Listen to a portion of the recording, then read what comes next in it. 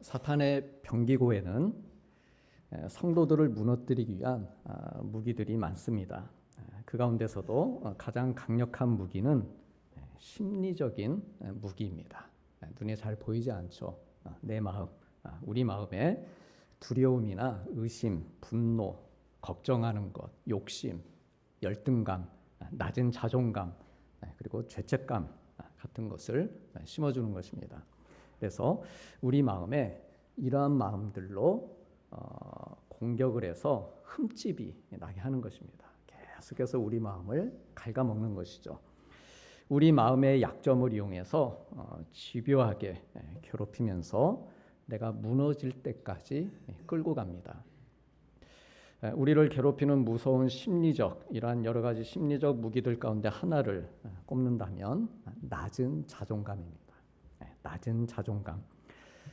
나를 존중하지 않고 가치 없는 존재라고 생각하는 것입니다. 자존감이 낮은 사람의 95%가 쓰는 세 가지 말투가 있다고 합니다. 첫째는 미안해라고 습관적으로 사고하는 말입니다. 미안해, 미안해, 미안해.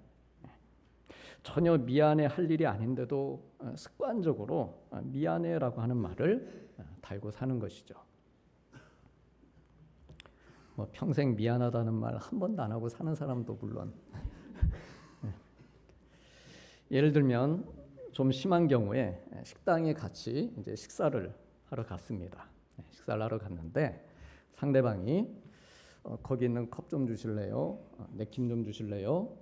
그러면은 네, 여기 있습니다. 그냥 건네주면 되는데 아이고 미안합니다.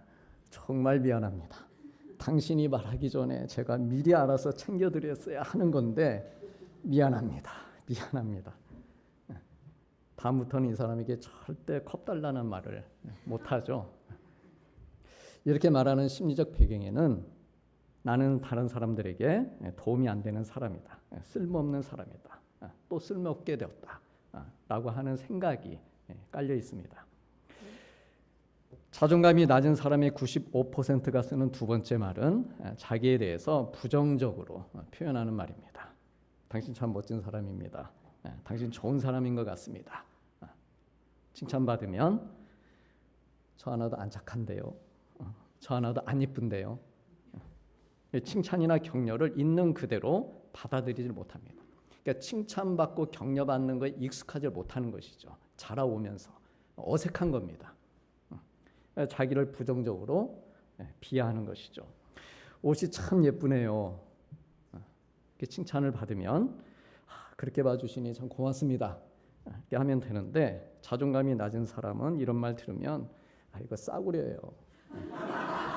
안 비싼 거예요. 이거 오래된 거예요. 자기와 옷을 함께 내려 깎습니다. 옷이 싼 게 아니라 자존감이 낮은 것이죠. 오늘 서로 식사하시면서 오늘 참 멋지십니다. 참 입은 옷이 잘 어울립니다. 이렇게 칭찬해 주십시오. 거기다 대고 또 이상한 말씀 답하지 마시고 있는 그대로 받아들이셔야 됩니다. 셋째로 자존감이 낮은 사람이 많이 하는 표현하는 말은 거절을 하지 못하고 네라고 대답하는 말입니다. 물론 선한 마음으로 상대방의 부탁을 들어주는 것 배려일 수 있지만 분명히 거절해야 될 말임에도 아니요. 이 말을 하지 못하면 이용만 당할 수도 있습니다. 안 될 때는 안 된다. 안 된다고 정중하게 거절을 할 줄 알아야 사람들에게 존중받을 수 있습니다. 성경의 주요 인물들을 위험에 빠뜨렸던 사단의 전략 무기도 바로 이 낮은 자존감이었던 것을 우리가 어렵지 않게 찾아볼 수 있습니다. 그리고 이들의 이 낮은 자존감이 특별히 믿음의 부재와 관련되어 있었다는 것을 알 수 있습니다. 예컨대 아브라함은 하나님께 약속을 받았음에도 자녀가 없자 믿음이 약해집니다. 처음 하나님을 따르겠습니다. 그 약속 믿고. 그런데 그 약속이 더디 이루어지는 것 같고 자녀가 없자 그 믿음이 약해지는 것이죠. 자존감도 떨어집니다. 그래 하나님께서 나타나셔서 아브라함아 두려워하지 말아라. 나는 너의 방패이고 너의 지극히 큰 상급이야. 이렇게 격려를 해주시는데도 이 말을 그대로 받아들이질 못합니다. 믿지 못하고 풀이 죽어서 내게 무엇을 주시려고 그러십니까? 나는 자식이 없사오니 나의 상속자는 이 다메섹 사람 엘리에셀입니다 라고 힘없이 대답합니다. 부정적이고 자기에 대한 기대나 존중도 없고 하나님께 대한 믿음도 약해져 있습니다. 또 이스라엘의 지도자였던 모세도 하나님께 부름받는 자리에서 나는 본래 입이 둔하고 말을 잘하지 못하는 자이니 하나님께서 저에게 가라고 명령하신 후에도 저는 여전히 이렇게 입이 뻣뻣하고 혀가 둔한 자입니다. 그러니 보낼 만한 사람을 보내십시오 라고 말합니다. 자기는 하나님께 아무런 도움이 안 되는 쓸모없는 사람이라고 답한 것입니다. 겸손이 아니라 애굽에서 도망쳐 나와서 40년을 그 미디안 광야에서 보내면서 그의 자존감이 바닥을 치고 있었던 것입니다. 자기를 부르시고 애굽으로 보내시는 분이 누구이신지 하나님을 믿는 믿음의 부재 때문이었습니다. 그래서요, 자존감이 낮은 사람은 하나님께서 명령을 하셔도 말을 듣지 못합니다. 듣지 않습니다. 이들 외에도 기드온이나 다윗, 엘리야, 사도 바울 같은 성경의 주요 인물들도 일일이 다 설명을 드릴 수는 없지만 이들의 믿음이 한 번씩 삐걱거릴 때마다 낮은 자존감에 시달렸습니다. 그러므로 특히나 우리 예수님을 믿는 사람들에게 있어서 낮은 자존감은요, 이것은 단지 심리적인 문제로만 볼 것이 아니고 그 마음에 하나님을 믿는 그 믿음을 더해주고 그 믿음을 강화시켜주는 그런 일을 하게 되면 자기의 가치를 새롭게 발견하고 자존감이 되살아나고 본래 지음을 받은 자기의 모습으로 귀하게 쓰임받는 삶을 살 수 있습니다. 오늘 나눌 이사야 말씀은 바로 이러한 이야기를 들려주고 있습니다. 오늘 본문은 하나님의 종의 노래라고 불리는 말씀입니다. 이사야서에는 하나님의 종의 노래가 4편이 기록돼서 나오는데요. 오늘 말씀은 그 가운데 두 번째 종의 노래입니다. 이 노래의 특징이 있습니다. 그 특징은 이사야가 자기의 실패에 대한 고백을 하고 있다라고 하는 것입니다. 성공이 아닌 잘 안 되는 것, 실패한 것, 그것을 하나님께 노래하면서 밝히고 있습니다. 4절 앞부분 말씀에 보면 나는 헛되이 수고하였으며 무익하게 공연히 내 힘을 다하였다, 이렇게 노래하고 있습니다. 그는 지금까지 하나님의 부름을 받아서 하나님의 영광을 위해 살겠습니다, 그런 마음, 그런 결단을 가지고 살아왔지만 돌이켜보니 헛수고였다, 실패했다, 그 마음으로 지금 괴로워하고 있습니다. 무익하게 힘만 썼다, 자책하고 있습니다. 여기에서 이 헛되이 수고하였으며 라고 하는 말은 성경 원어로 혼돈스럽고 갈피를 잡지 못한다 라고 하는 뜻입니다. 또 공연히 라고 하는 말은 헛되다 라고 하는 뜻입니다. 성경 원어의 의미로. 즉 이사야가 나름 하나님 믿으면서 신실하고 자기가 열심히 살아온다고 그렇게 살아왔는데 그러나 결과가 어떻다는 것입니까? 혼돈스럽고 갈피를 잡지 못하겠다는 거예요. 하나님의 일을 하면서도 갈피를 못 잡는 것입니다. 헛되이 힘을 다하고 모든 것이 뒤죽박죽 쓸데없이 되었다, 이렇게 말하고 있습니다. 우리가 신앙생활을 하면서 그런 경험을 할 수 있는 것이죠. 무엇 때문인지 이유는 알 수 없지만 실패로 낙심하고 있는 그런 이사야의 모습을 내가 볼 수 있습니다. 누구를 막론하고 열심히 준비해서 최선을 다했는데 별 의미 없고 혼란스러운 결과만 나오고 또 헛된 일에 힘만 쏟았다, 이렇게 생각이 될 때 우리 역시 여간 실망스럽고 낙심되는 일이 아닙니다. 그리고 이러한 실망과 낙심, 실패의식은 우리의 자존감에 큰 타격을 줍니다. 나는 별로 가치 없는 사람인가, 자기 자신을 용납하지 못하고 존중하지 못합니다. 이런 때일수록 하나님께서는 우리의 그 낮아진 자존감을 리모델링해라, 리모델링해서 건강한 자존감을 회복하기를 바라십니다. 나 스스로에게 부정적으로 하는 말, 그런 말 멈추고 나를 격려하며 일으키는 말을 하기를 바라십니다. 그렇다면 낮은 자존감으로부터 벗어나기 위해서 내가 나를 좀 더 가치 있는 그런 말을 나 스스로에게 그렇게 해주기 위해서 우리가 나에게 어떤 말을 들려주면 좋을까요? 몇 해 전에 개봉되었던 I Feel Pretty, 나는 멋지고 아름다움을 느낀다라고 하는 영화가 있습니다. 이 영화에는 여러 가지 이유로 자존감이 낮은 여러 부류의 사람들이 등장을 합니다. 특히 저기 보이는 그 아까 보셨던 그 여주인공 르네는 뚱뚱하고 예쁘지 않은 자신의 외모를 부끄러워합니다. 날씬하고 예뻐지기만 하면 뭐든 잘할 수 있을 것 같은데 그렇지 못한 현실에 늘 자신감이 없습니다. 그래서 결국 그렇지만 르네는 자기가 다이어트를 해서 내가 예뻐지고 말겠다 이렇게 이제 결심을 합니다. 그리고 이제 스피닝 운동에 등록을 합니다. 딱 봐도 누가 주인공인지 아시겠죠? 한가운데 빛받고 있는 사람. 스피닝 운동에 등록을 합니다. 그래서 열심히 열정적으로 자전거 페달을 밟습니다. 그런데 너무 무리한 나머지 그만 바닥에 내동댕이 쳐지고 맙니다. 그러면서 그녀의 머리를 심하게 부딪히게 되는데 그녀에게 기적 같은 일이 일어납니다. 갑자기 예뻐지고 날씬해진 게 아니라 머리에 충격이 오면서 자기 눈에 비친 그 자기의 모습이 세상에서 가장 예쁘고 날씬한 여성으로 보이기 시작한 것입니다. 이 일 후에 그녀의 삶은 이전과는 180도 달라집니다.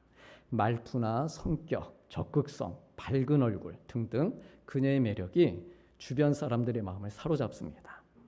그녀가 자기 머리를 부딪히는 사고에 달라진 거라고는 아무것도 없습니다. 영화 제목인 I Feel Pretty처럼 자신을 아름답게 느끼는 것이 다였습니다. 아니, 그 아름다움을 느끼는 마음이 새롭게 열린 것이죠. 본인 스스로가 진심으로 자기가 아름다운 여성임을 믿기 시작하면서 그녀의 모든 것이 바뀌었습니다.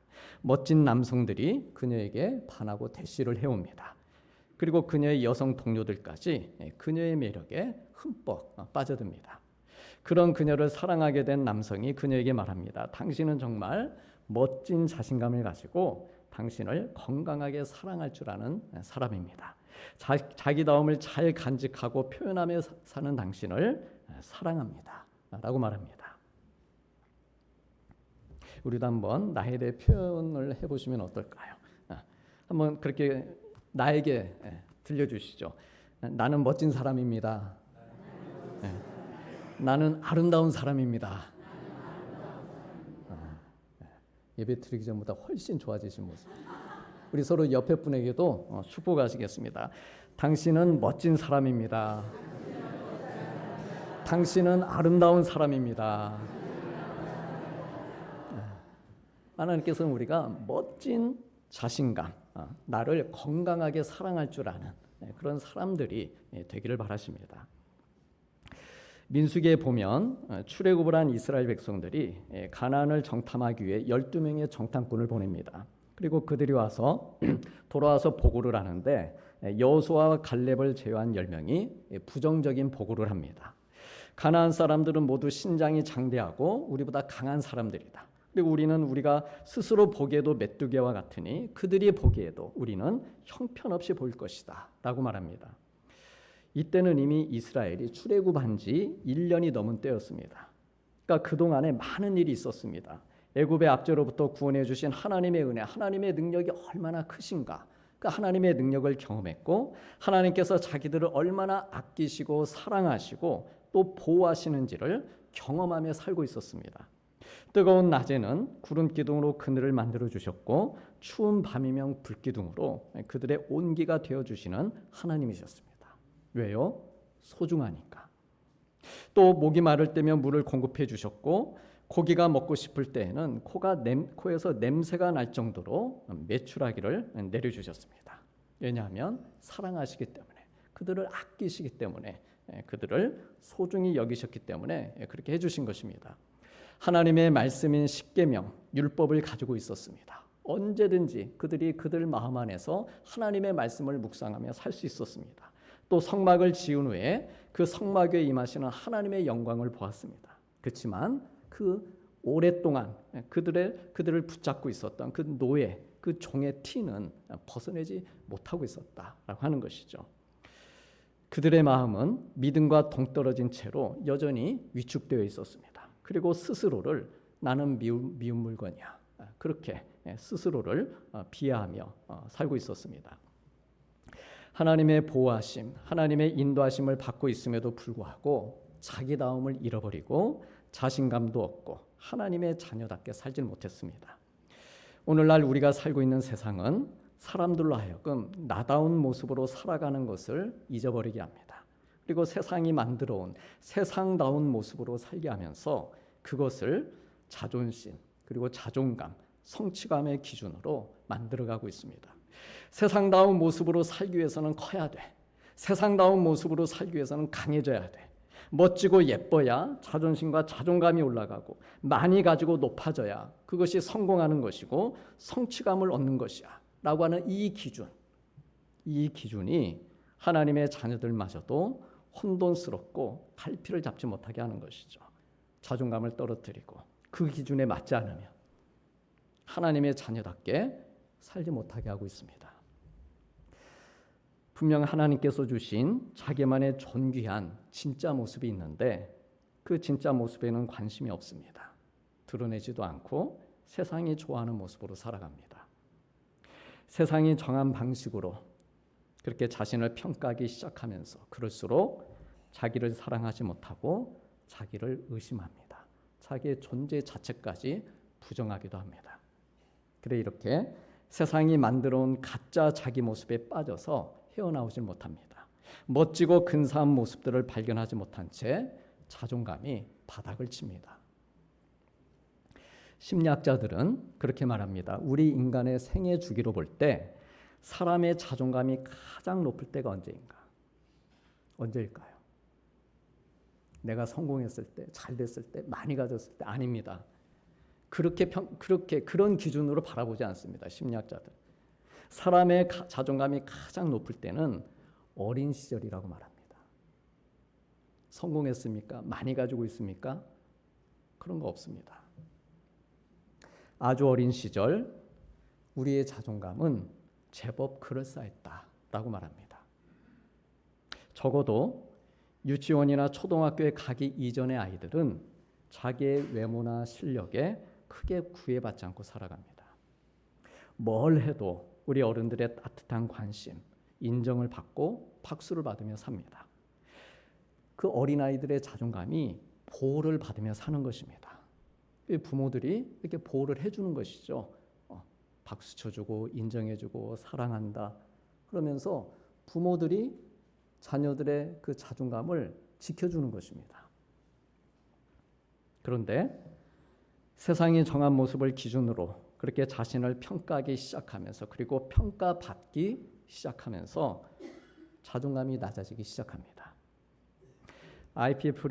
프리티의 이 주인공인 르네도 그런 말을 합니다. 어린 소녀일 때 우리는 외모와 상관없이 자신감이 있었어요.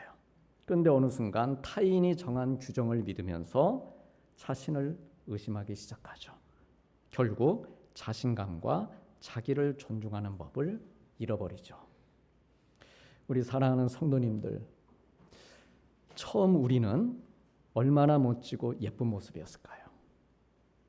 우리 성도님들, 처음 우리 성도님들 얼마나 멋지고 예쁜 모습이셨습니까? 오늘 본문 5절에서 이사야는 말합니다. 고백합니다. 하나님은 태에서부터 나를 그의 종으로 지으셨다. 그러므로 내가 하나님 보시기에 영화롭게 되었다. 그렇게 고백합니다. 어렸을 때부터, 갓난 아이 때부터 나는 영화로웠다는 것이에요. 태에서부터. 그렇게 아름다웠다는 거예요. 그리고 나의 하나님은 나의 힘이 되셨다. 그렇게 고백하고 있습니다. 그런데 뭐가 문제였습니까? 비교가 만든 저주. 비교가 만든 저주가 하나님의 종이었지만 그에게도 들어왔다는 것이죠. 그것 때문에 자존감이 낮아진 것입니다. 대선지자로 부름을 받았습니다. 예레미야, 에스겔, 이사야 이런 사람들을 이제 대선지자라 그렇게 부르는데 별다른 차이 없습니다. 그냥 글을 좀 많이 썼다는 것이죠. 분량이 좀 많다는 거예요. 그래서 이제 대선지자다. 그만큼 일이 많았다는 거예요. 백성들에게 선포해야 될 말도 많았다는 겁니다. 그만큼 사명이 막중했다는 것이죠. 근데 어쨌든 그렇게 대선지자로 부름을 받아놓고서도 이방의 제국들과 자기 나라를 비교한 겁니다. 그래서 자존감이 낮아졌습니다. 내가 아무리 말씀을 선포해도 이방 제국이 더 크게 번성해 나가는 거예요. 하나님의 말씀이 힘이 없는 것 같은 거예요. 유대 땅에. 그러니까 자존감이 낮아지는 것이죠. 내가 왜 뭐하러 이 일을 하고 있는가? 모세도 다르지 않습니다. 40년 전 왕궁에서의 화려한 삶, 그 삶과 미디안 광야에서의 삶을 비교하면서 자기를 존중하는 법을 잃어버린 것입니다. 애굽에서 그 좋은 학문 배우면서 수사학도 배웠습니다. 얼마나 달변가였겠습니까? 논리적이고. 근데 그 말을 다 까먹은 것이죠. 40년 동안. 자기를 존중하는 법을 잃어버렸습니다. 이스라엘 백성들 역시 가나안의 장대한 안악자손과 비교하면서 그들의 자존감이 낮아지고 자기들이 얼마나 소중한 존재인지 지난 1년 동안 적어도 지난 1년 동안 자기들이 사랑받아온 하나님 앞에서 얼마나 귀한 존재인지 그것을 잊어버린 것이죠. 이들이 자신들의 가치를 회복하고 자존감을 되찾기 위한 방법, 그리고 우리들 역시 하나님께서 내게 주신 자존감을 회복하는 방법은 나를 이 땅에 보내주신 우리 하나님의 섭리. 내가 이 땅에 온 것은 하나님의 섭리가 있는 것이다. 하나님이 보내주신 것이다. 우리 부모님을 통해서 그 하나님의 섭리를 믿고 그 사랑을 확신하고 그리고 나 스스로를 끊임없이 존중하며 살기를 힘쓰는 것입니다. 영국 빅토리아 여왕 시대의 극작가 오스카 와일드는 그런 말을 합니다. 나는 내가 되기 위해 이 세상에 태어났다. 그러니 나는 죽을 때까지 나 자신을 존중하며 살 것이다. 이런 말을 남겼습니다. 나를 높이는 것, 절망의 끝에 서 있는 나를 구하는 것은 자신을 스스로 존중하며 사는 것입니다. 그러므로 혹 세상 기준에 맞추고 타인과 비교하느라 외면했던 그런 나 자신의 모습이 있다면 우리가 자존감을 되찾고 나 자신을 존중하고 회복하는 시간을 찾아야 됩니다. 어떻게 찾을까? 자존감을 되찾는 좋은 방법 가운데 하나는 자기를 지킬 수 있는 기준을 정하는 것입니다. 앞에서 보신 대로 이사야는 1절에서 여호와께서 태에서 나를 부르셨고 내 어머니의 복중에서부터 내 이름을 기억하셨다라고 고백했습니다. 그러니까 자기 인생과 자기 자존감의 기준을 하나님으로 정하고 있습니다. 자기 스스로도 정한 게 아니고 자기 마음이 세상으로도 정하지 않고 그 기준을 하나님으로 혹은 하나님의 말씀으로 그는 정하고 있습니다. 태에서부터 자기를 사랑하고 불러주신 하나님, 그 좋으신 하나님을 자기의 회복을 위한 기준으로 정하고 있습니다. 그리고 힘으로 삼고 있습니다. 우리 사랑하는 성도님들, 이사야는 자기의 회복, 자기 자존감의 회복을 위해서 하나님을 자기 삶의 기준으로 모셔드렸습니다. 세상의 기준, 세상다운 모습에 비교해서 바라보는 자기가 아닌 자기를 사랑하시는 그 하나님의 기준과 하나님의 마음, 그리고 하나님의 자녀다운 모습으로 자기를 바라본 것입니다. 하나님을 자기를 존중하고 일으켜 세우는 영적인 힘으로 삼은 것입니다.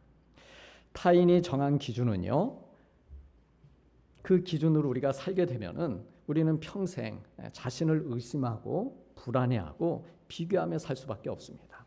세상의 기준은 그리고 날로 변합니다. 그러니까 거기에 그 기준에 맞춰 살다가 내가 채플에 꺾여 죽는 것입니다.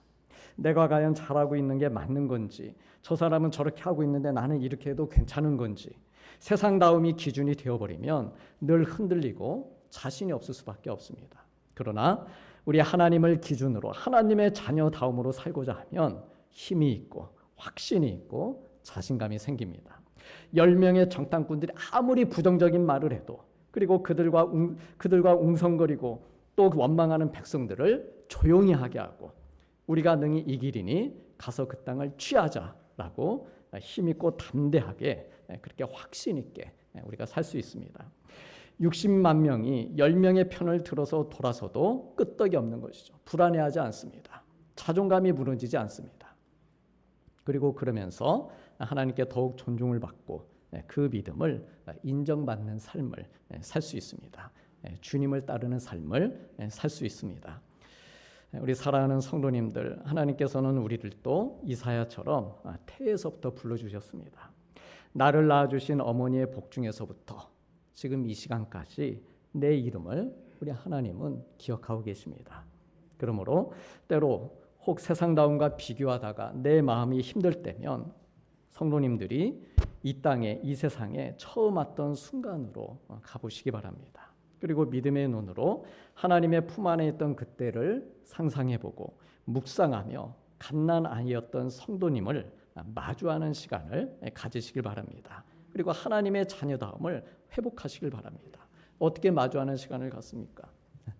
기억도 안 나는데. 그러면 돌사진, 백일 사진이라도 꺼내놓고 날 보십시오. 지나온 수십 평생 이 아이가, 사진으로 보는 이 아이가 내 앞에 있는 것이죠. 갓난아이로 태어나서 작고 귀한 생명체로 우리가 뭘 하는 게 있었습니까? 할 줄 아는 게. 우는 것 말고는 할 수 있는 게 아무것도 없는 그런 갓난아이 시절이었습니다. 돌사진 혹시 있으시면 오늘 꼭 가서 한번 보십시오. 그리고 고백하십시오. 마주 대하면서 생각해 보십시오. 그러나 그 갓난아이였던 우리의 자존감만큼은 온 집안을 가득 채웠었습니다. 당당하게 울면서 먹을 것을 요구했습니다. 날 안아주세요. 날 품에 안고 재워주세요라고 이렇게 큰 소리로 울면서 내가 하고 싶은 말을 당당하게 전했었습니다. 그 말도 못하던 아이가 뭐든 그렇게 당당하게 요구할 수 있었던 이유는 자신이 얼마나 사랑스러운 존재인지를 본능적으로 알았기 때문입니다. 살고자 하는 그러한 본능, 생존에 대한 욕구를 하나님이 주신 것입니다. 하나님이. 부모님이 준 게 아닙니다. 그런 마음은 하나님이 우리에게 주신 것이죠. 모든 사람에게. 태에서부터 나를 부르신 하나님께서 그렇게 나를 보호하시고 살도록 인도해 주신 것입니다. 이렇듯 하나님께서 태에서 우리를 부르셨을 때 우리의 자존감은 상상할 수 없을 만큼 높았었습니다. 그런데 그 높았던 자존감이 낮아진 것은 안 들어도 되는 세상의 말들을 너무 많이 들었기 때문에 안 들어도 되는 말들, 사람들이 하는 말, 부정적인 말, 사탄이 유혹하며 심어주는 말, 어디 모임 가서 엄마들이 하는 말, 세상에 떠돌아다니는 그런 그런 말들을 들으면서 이스라엘 백성들도 결국 말 때문에 그렇게 돼요. 그런 말, 부정적인 말 들으면서 혹은 실패의 경험이나 질병 등으로 몸이 약해지는 일들을 겪으면서 믿음이 약해지고 자존감도 낮아지고 하나님의 존귀한 자녀다움을 서서히 잃어가고 있는 것입니다. 물론 반대의 경우도 있습니다. 같은 경우를 겪으면서도 믿음을 지키면서 잘하는 성도들도 있습니다. 자존감이 건강하기 때문이죠. 어떤 시련 어려움이 있어도 잘 이겨내는 성도들이 있습니다. 그런 분들 공통점이 뭐냐면 자존감이 있는 거예요. 영적으로. 자기 자존감이 있습니다. 그게 기준이에요. 세상이 들려주는 말이나 어떤 확률적인 삶에 흔들리지 않는 것이죠. 확률은 몇 %라는데 이런 거 믿지 않습니다. 하나님 믿지. 하나님. 온전히 하나님을 의지하는 믿음이 있기 때문입니다. 그 믿음으로 자존감이 건강하게 세워져서 때에 따라 어려움이 있지만 때에 따라 부정적인 말도 듣지만 이겨내는 것이죠. 자기 자존감을 잘 세워가는 것입니다. 우리가 이제는 다시 자존감을 높여야 될 그런 시간입니다. 하나님께서는 우리가 이 시간 하나님께 예배드리고 우리가 기도하고 찬양을 드리면서 나의 생각, 내 감정, 의지가 하나님의 자녀다움으로 회복되기를 바라십니다. 내 어머니의 복 중에서부터 기억해 주셨던 그런 나의 이름, 하나님의 자녀라는 나의 이름, 그러나 세상에 빼앗기고 살던 나의 이름, 그 이름을 되찾고 그 믿음으로 자존감 높여 살기를 우리 하나님께서 바라십니다. 그러므로 우리 사랑하는 성도님들, 세상다움이 덫을 놓고 있는 그런 가짜 나의 모습에 붙들려 살지 않고 속지 않고 하나님께서 주신 나만의 존귀한 진짜 모습, 자녀다움의 모습으로 평안의 확신을 가지고 사시길 바랍니다. 세상이 정한 방식으로 나 자신을 평가하지 않고 비교하지 않고 태에서부터 나를 하나님의 자녀로 지으시고 불러주신 그 사랑을 기억하고 자기를 존중하며 가치 있는 존재로 여기시길 바랍니다. 그래서 세상이 좋아하는 모습이 아닌 하나님께서 좋아하시는 모습, 그 모습으로 살면서 하나님 보시기에 영화롭게 되고 자존감이 계속 보호받으며 평생 나의 하나님은 나의 힘이 되십니다. 이렇게 노래하며 사는 우리 귀한 믿음의 성도님들 되시기를 주님의 이름으로 축복합니다. 기도하시겠습니다. 나는 말하기를 내가 헛되이 수고하였으며 무익하게 공연히 내 힘을 다하였다 하였도다. 이제 여호와께서 말씀하시나니 그는 태에서부터 나를 그의 종으로 지으신 이시요 내 어머니의 복 중에서부터 내 이름을 기억하셨으며 내가 여호와 보시기에 영화롭게 되었으며 나의 하나님은 나의 힘이 되셨도다. 아멘.